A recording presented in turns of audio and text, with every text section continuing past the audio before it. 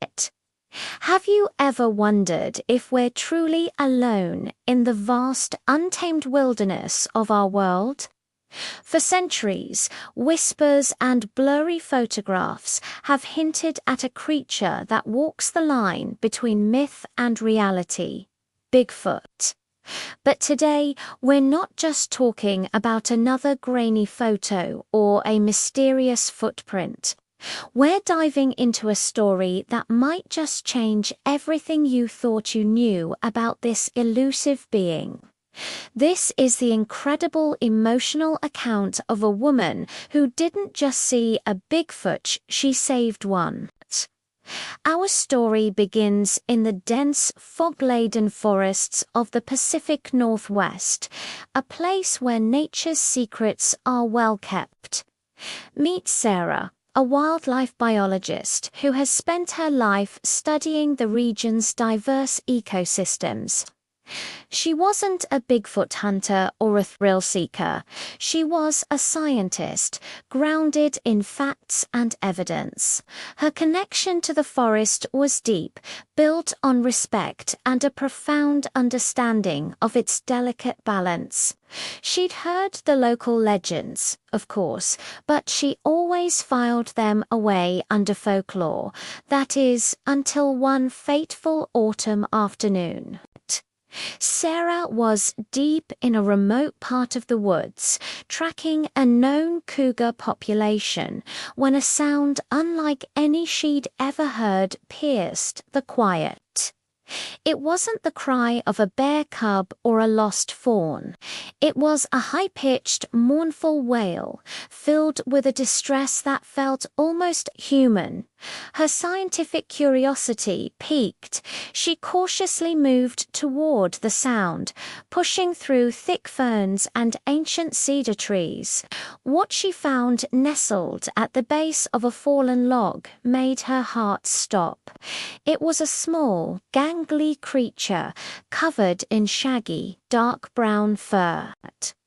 It couldn't have been more than 2 or 3 feet tall, with large, expressive eyes that were wide with fear and pain.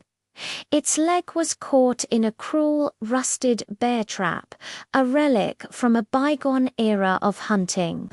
The creature was whimpering, shivering, and clearly in agony. Sarah's first instinct, her biologist's instinct, told her this was an undocumented primate. But her human instinct, her heart, told her something more. This was a baby, alone and terrified. She knew in that moment she was looking at a juvenile Sasquatch. A baby Bigfoot. Every rational part of her mind screamed to run, to document from a distance, to call her colleagues. But the sight of this suffering infant overrode everything. The baby's cries were growing weaker. Looking around, Sarah saw no sign of its family. There were large, faded tracks nearby, but they were days old, leading away from the area. It seemed the clan had moved on, perhaps spooked, leaving the trapped young one behind. It was a brutal act of nature, but Sarah couldn't just walk away. She had to do something. Carefully, she approached the creature, speaking in a low, soothing voice. "It's okay," she whispered, her words carried on the wind. "I'm not going to hurt you. I'm here to help." The baby Bigfoot flinched, its large, dark eyes tracking her every move. It tried to bare its teeth, but the display was more fearful than ferocious.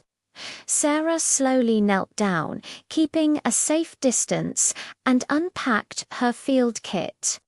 She knew disarming a rusty bear trap was incredibly dangerous for both of them.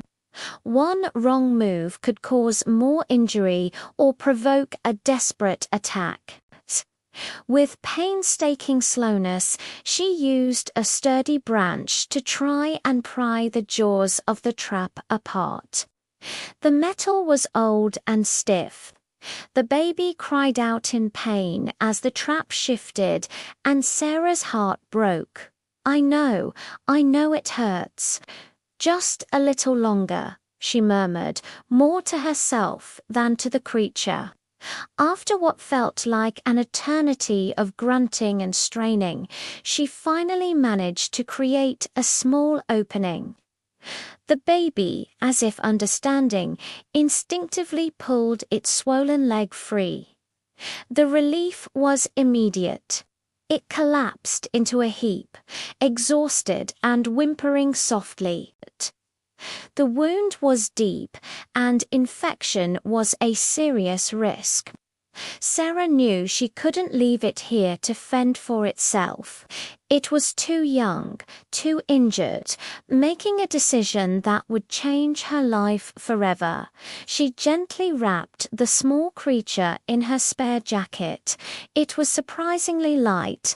Holding it close, she could feel its rapid heartbeat and the warmth of its body. It didn't fight her. It seemed to understand that she was its only hope. With the small being cradled in her arms, she began the long, careful trek back to her secluded cabin. Back at her cabin, which was more of a research outpost than a home, Sarah set up a makeshift bed near the warmth of the wood stove. She cleaned the wound as best she could with her limited supplies, applying antiseptic and a clean bandage. She named him Ali, a gentle name for a gentle soul. The first few days were tense. Ollie was weak and refused to eat the berries and roots she offered.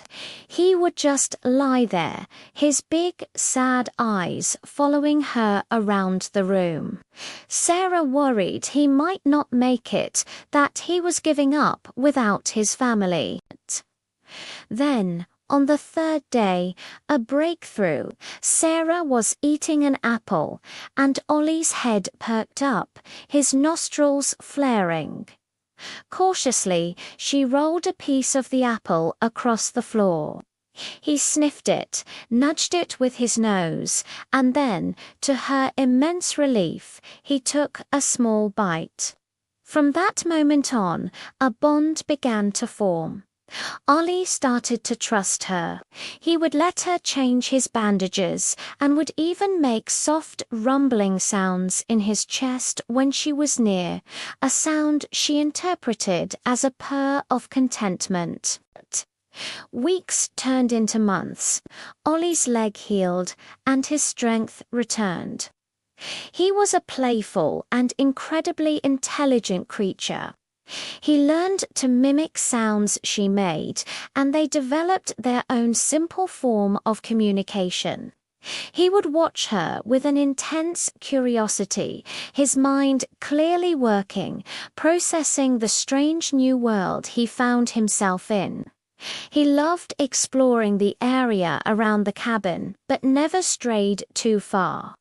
He would bring her gifts, a shiny rock, a colorful feather, a particularly interesting flower. These small gestures were his way of saying thank you, of showing his affection. Sarah documented everything. She took notes, made sketches, and recorded his vocalizations. This was the scientific discovery of a lifetime, but she couldn't bring herself to reveal it to the world. She had seen the way humans react to the unknown, the media frenzy, the scientists who would want to poke and prod, the hunters who would see a trophy. She couldn't subject Ali to that. He wasn't a specimen, he was her friend. She had saved his life, and now she felt a fierce maternal need to protect him. Their secret life in the woods was a fragile paradise. But Sarah knew it couldn't last forever. Ollie was growing, and his primal instincts were calling him back to the wild. He would often stare into the deep woods for hours, letting out a low, searching call that would echo through the trees unanswered. His calls grew more frequent, more powerful. He belonged out there with his own kind. The thought of letting him go was agonizing, but she knew it was the right thing to do. She had saved him from a trap, but keeping him here, away from his family, would be a different kind of cage. One crisp spring morning, as the sun filtered through the canopy, they heard it. A deep, resonant call from the distant mountains. It was a call that Ali instantly recognized. He stood tall, his entire body alert, and answered with a powerful cry of his own. The call and response went on for several minutes. His family was looking for him. They had come back. Tears streamed down Sarah's face as she looked at Ollie. He turned to her, his eyes filled with an emotion she could only describe as profound gratitude and love.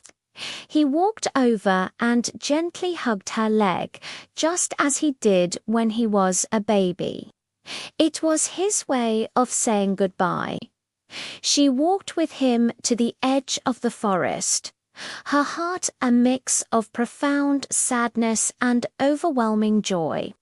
He looked back at her one last time, then turned and disappeared into the green expanse, running towards the sound of his kin. Sarah stood there for a long time, listening, until the forest fell silent once more.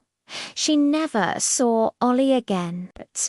But sometimes, on a quiet night, she thinks she can hear a familiar, deep call echoing from the mountains, and she smiles. She hadn't just proven a legend was real. She had learned that compassion and love are a language that all living things can understand. Her secret remained safe, a powerful memory of the baby Bigfoot she once saved. Thank you so much for joining me on this incredible journey today.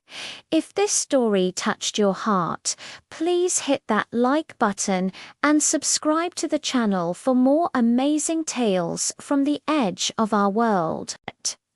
We'd love to hear your thoughts in the comments below. Until next time, stay curious.